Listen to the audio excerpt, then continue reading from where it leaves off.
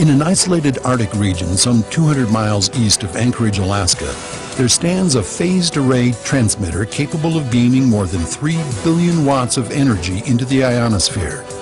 It is referred to as the High Frequency Auroral Research Program, or HAARP for short. Unfortunately, no one seems to know precisely what it does, or more importantly, what it can do. Could it be that this marvel of technology is capable of changing and controlling weather patterns worldwide?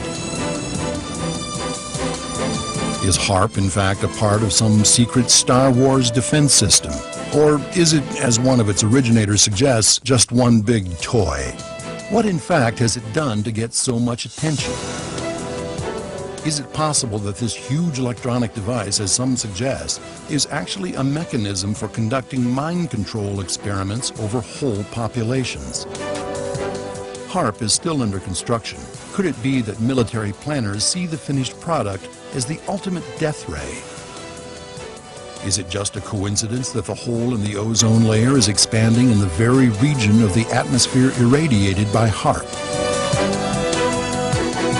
Some critics have suggested that the state of Alaska is host to the world's largest and most sophisticated technological doomsday device.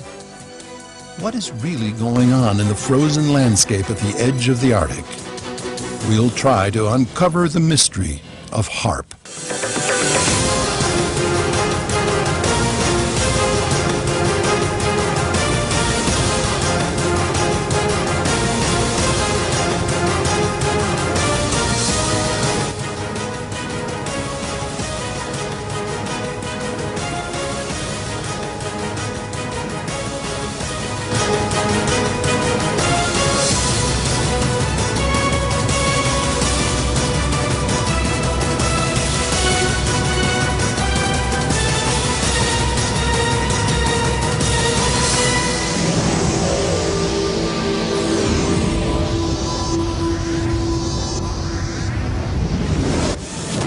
Near the isolated Arctic village of Gakona, Alaska, stands an impressive array of high-power radio antennas. Officially, it is the High Frequency Active Auroral Research Program.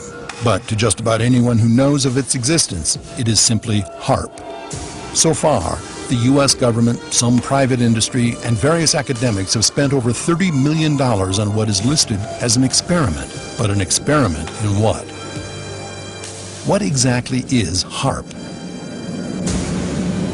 In 1980, a plasma physicist by the name of Bernard Eastlund applied for a patent on a device he described as being a method and apparatus for altering a region in the Earth's atmosphere, ionosphere, and/or magnetosphere. For most people, altering a region in the Earth's atmosphere or ionosphere is just scientific gobbledygook. A typical response is, who cares? But when you think about it, the Earth's ionosphere is precisely where the Earth's weather is formed, and the weather affects everybody on the planet. Dr. Eastlund's patent became the blueprint for what is now called HAARP, a method and device that some believe is now capable of altering life on this planet as we know it. But who or what is behind this project? ARCO originally approached me in 1984 to find a use for the natural gas on the North Slope of Alaska, which they could not sell. To give you a feel for how much gas they asked me to find an application for, it was enough gas to produce all the electricity in the United States for a full year. I originated some ideas for military applications and beneficial civilian applications in which that gas would be converted into electricity and then used to power some gigantic antennas. But power gigantic antennas to do what? What military applications were anticipated? And what are the beneficial civilian applications? Perhaps the question we should be asking is not what can it do, but what, if anything, has HAARP actually done already? What's most scary and exciting about HAARP is the potential of its application. For example, ELF waves generated by the array could be used for a variety of military applications, including finding underground bases, tunnels, even caves.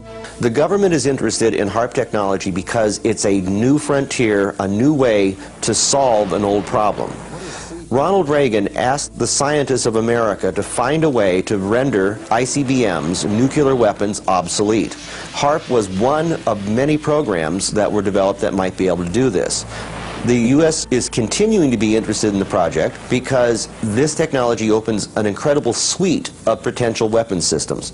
These include talking with deeply submerged submarines, locating underground bases, tunnels, launch and manufacturing facilities for weapons of mass destruction. Strange, amazing things like being able to set off volcanoes or create earthquakes, being able to create relativistic particles at the top of the atmosphere that could destroy enemy spy satellites, that could take out space-based weapons platforms. While there is no official admission of using this technology, mainstream media has reported that Haarp was used to find terrorists in Afghanistan. It's hard to imagine the U.S. passing up such an opportunity.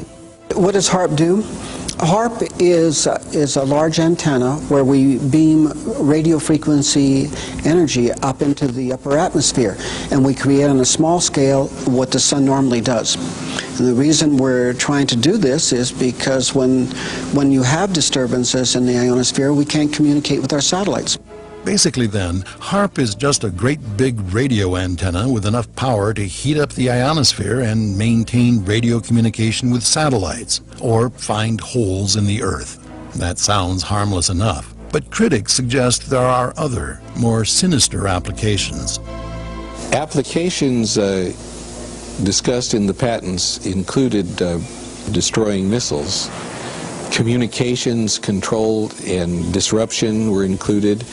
There were some other ideas both to possibly modify weather and finally to lift a portion of the upper atmosphere further out into space where hopefully it would be able to deflect missile trajectories.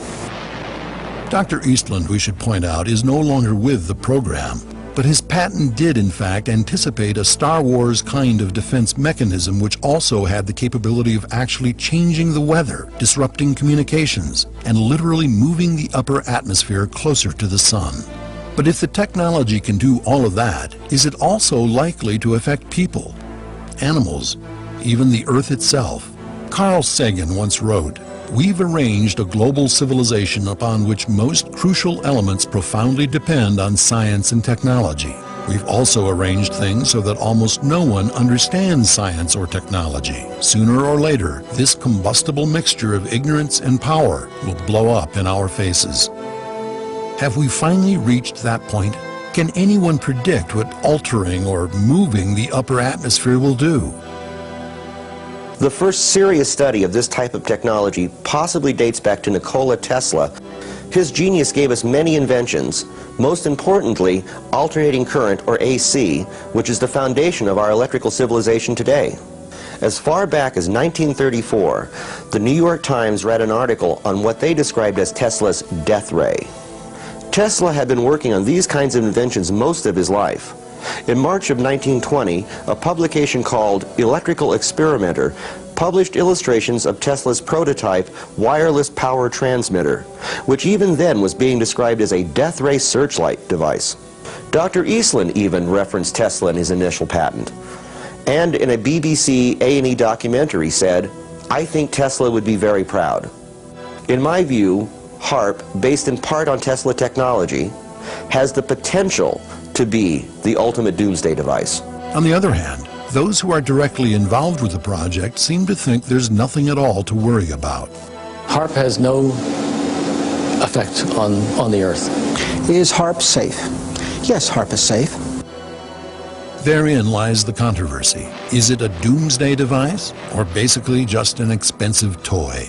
This argument has been going on for years. The mystery, however, remains unexplained.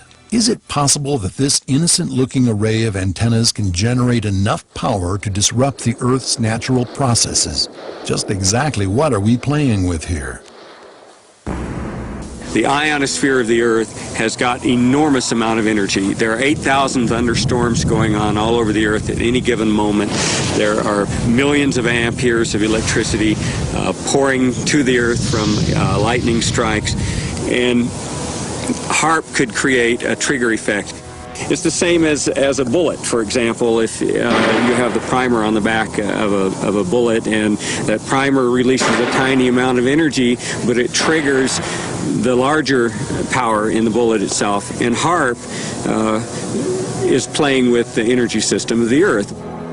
In many ways, Haarp is one of the most perplexing and contradictory mysteries we have yet had to face. College and university science departments are working with the project in an effort, apparently, to discover exactly what it might do to the Earth. Yet Haarp officials tell us it has no effect on the Earth. How do they know? Dr. Eastland's patent date is 1987, yet the technology goes back at least to Nikola Tesla's experiments in 1920. Was Tesla building a death ray? And is it all just a coincidence that with the ionosphere and the ozone layer so interrelated, that the hole in the ozone layer appears to be expanding in the very region of the Earth's atmosphere irradiated by Haarp? We often hear that the Earth's ecosystem is fragile, that a hole in the ozone layer could alter the ecological balance of the Earth and cause irreparable harm.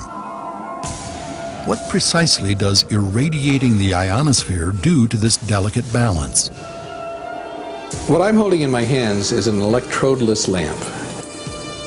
In it I have a low atmosphere gas, somewhat similar to the atmosphere above the Earth. I'm going to turn it on in my microwave oven and demonstrate that the around 1 watt per square centimeter that this microwave oven makes will turn it on and generate a plasma.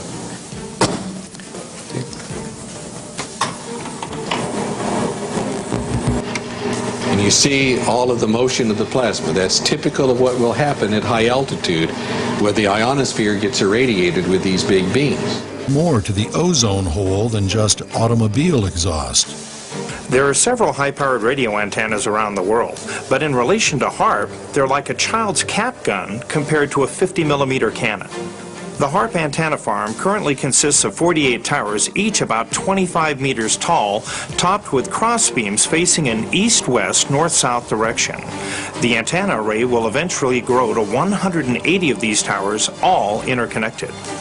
That means Haarp will have an effective radiated power of 3.6 billion watts, or 72,000 times more powerful than America's largest commercial radio station, and nearly 100 times the power of its Russian counterpart, known internationally as the Woodpecker.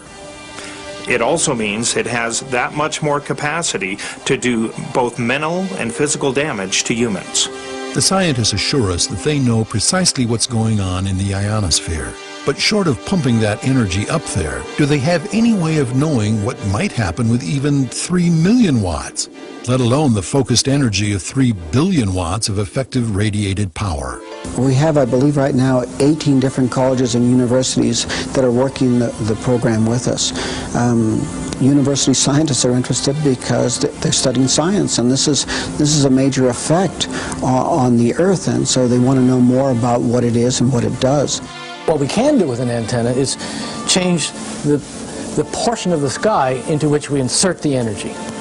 But because we're squeezing the megawatts into a narrow beam, then in a very tiny area, you can create what's it called, an effective gigawatt. So there are some things we do know. What we don't know is why the government suddenly became interested in this strange technology. Haarp began with a congressional insertion in the appropriations bill of fiscal year 1990.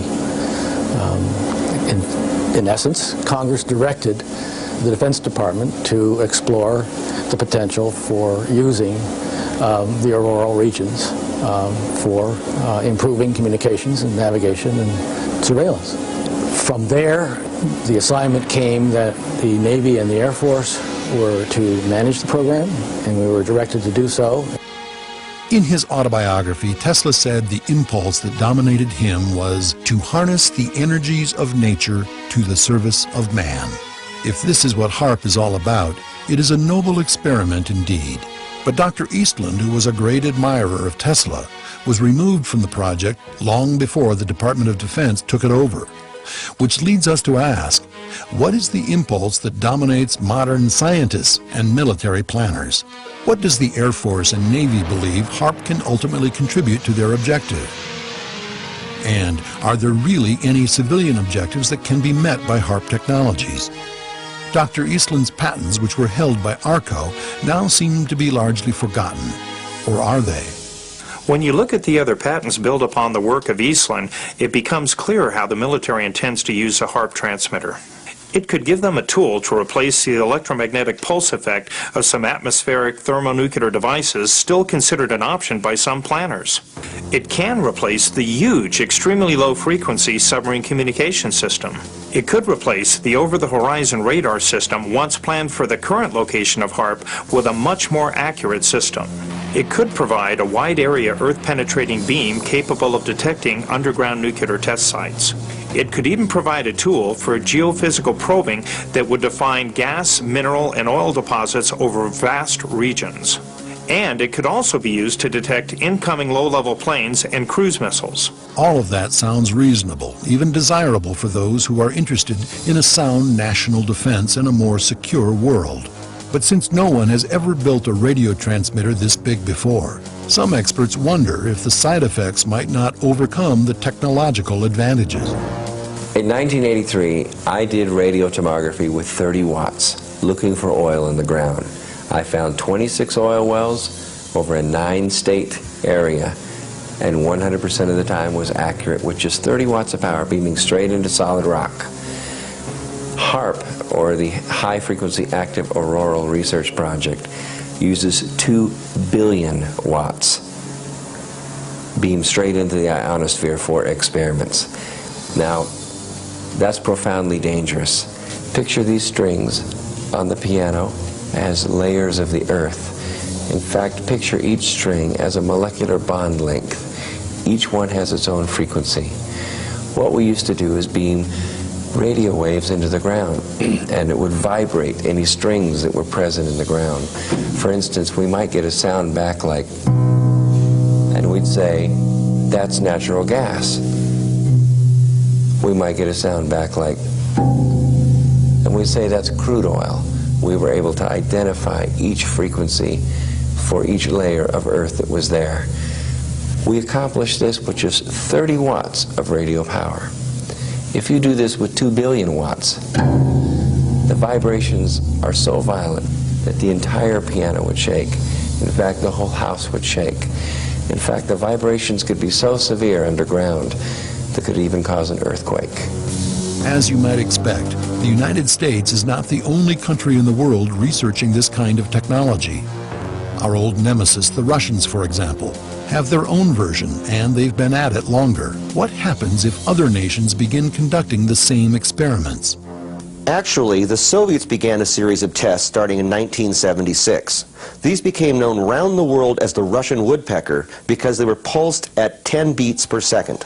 In October of that year, a New York Times article pointed out that not only did the Russian signal disrupt radio and telecommunications worldwide, it posed a threat to human beings by affecting the central nervous system. In 1990, the EPA released a report that suggested a causal link between extremely low-frequency electromagnetic fields and leukemia, lymphoma, and brain cancer in humans. But in the entire 440-page HAARP environmental impact statement, that fact is never mentioned. It's impossible to escape the idea that there might be a lot of other stuff they're not telling us. You'd think that anything run by the government and invested with that much technology would be a closed book. Actually, just the opposite appears to be the case.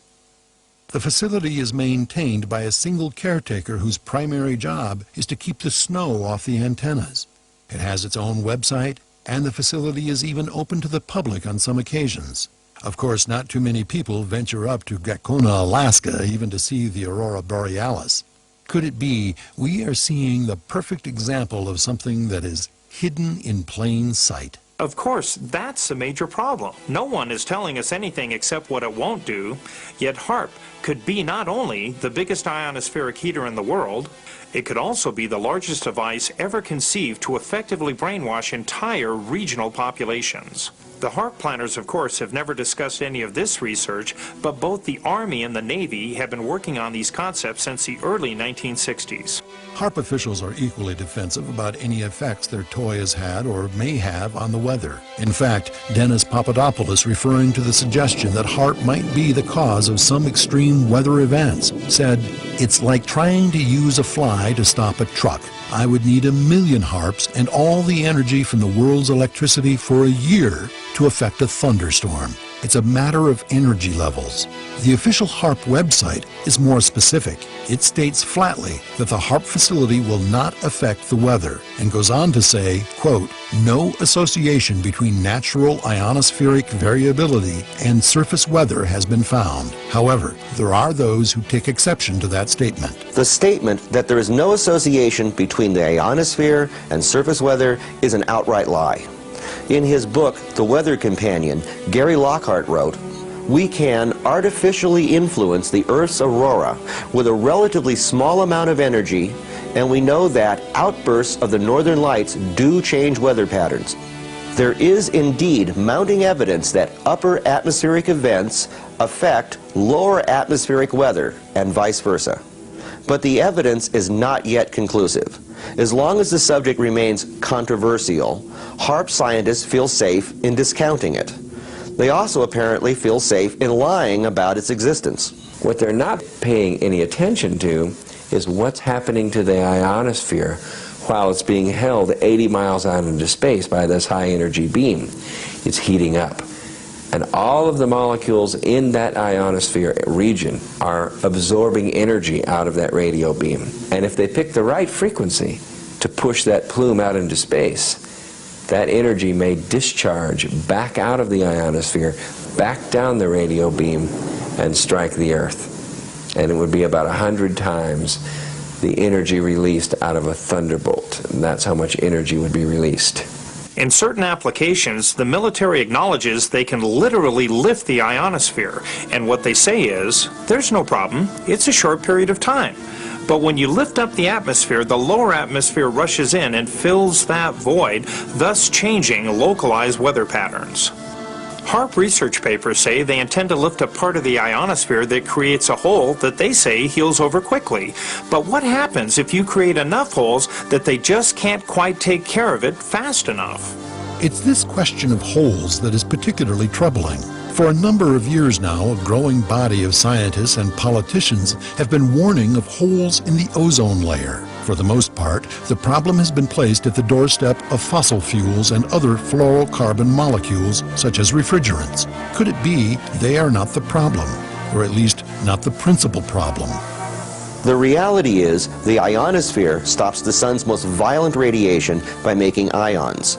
The stratosphere filters out most of the sun's weaker radiation, ultraviolet light, by making ozone. That's why a reduction in the ozone layer can pose a threat to life on this planet. And that's just one reason why HARP's deliberate meddling with the ionosphere is so frightening. Is it just a coincidence that the largest known hole in the ozone layer is over the Arctic?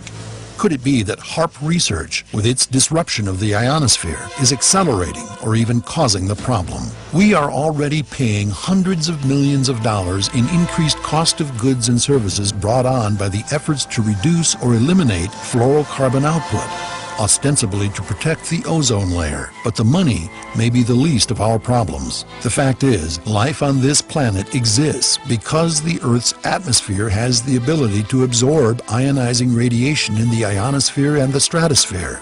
Will the high-frequency auroral research project go too far in injecting energy into the ionosphere? And how far is too far?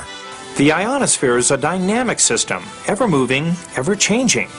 I don't think anyone on this planet really knows when enough is enough. Sometimes we work at solving a mystery just for the sheer fun of it. And most of the time, if you come up with the wrong answer, you can just go back and start over.